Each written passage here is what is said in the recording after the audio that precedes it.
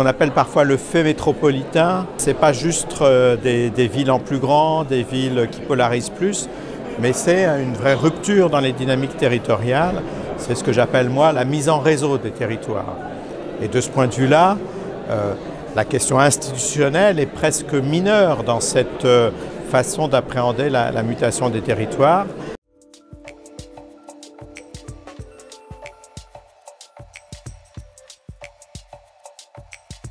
Les institutions métropolitaines ne sont sans doute pas en capacité, sinon en compétence, de bien prendre en compte ces processus de métropolisation dans toutes leurs dimensions, économiques, sociétales, et qu'il ne faudrait pas laisser croire qu'on a réglé le problème, ce problème de la mise en réseau des territoires, des modes de vie, des économies, par un simple renforcement de la coopération intercommunale.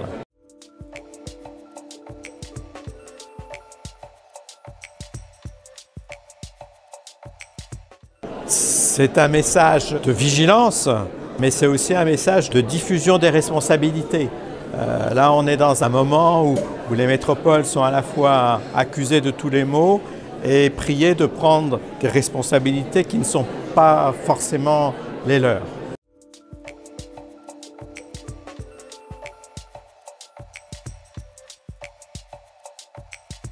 POPSU Territoire, c'est un intérêt pour les petites villes. Alors c'est un intérêt qui a sa raison d'être intrinsèque, une sorte de réponse aux critiques sur la métropole, mais ça a surtout l'intérêt de rappeler que tout cela se tient, si je puis dire, et que cette mise en réseau des territoires affecte également les petites villes. Et POPSU Territoire insiste pour que les études de cas sur ces petites villes s'intéressent également à l'insertion des petites villes dans des réseaux supralocaux.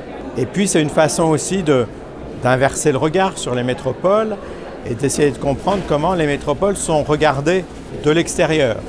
Cet extérieur pouvant être le monde, mais également ces petites villes qui sont plus ou moins, suivant les cas, insérées dans des systèmes métropolitains élargis.